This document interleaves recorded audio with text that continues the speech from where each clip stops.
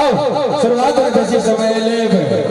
कहे छे जे बेटी आगू बढ़ रहल छै नव नव कीर्ति गाड़ि रहल छै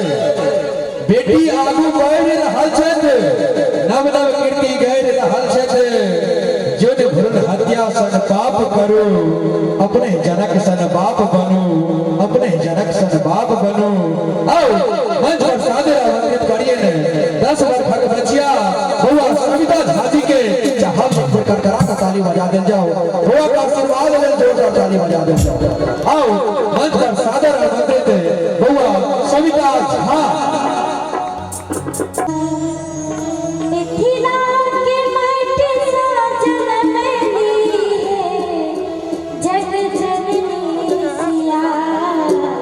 राजा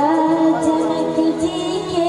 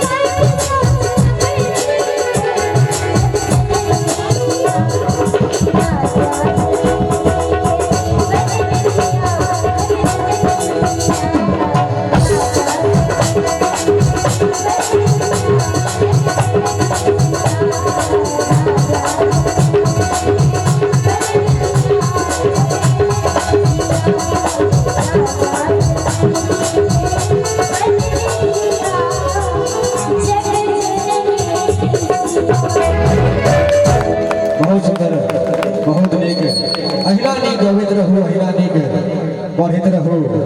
भगवती से आशीर्वाद। और जहाँ तक बच्चा के सवाल है तो हर घर में एक एहन प्रतिभा हेबाक चाहिए, हर घर में एहन प्रतिभा हेबाक चाहिए।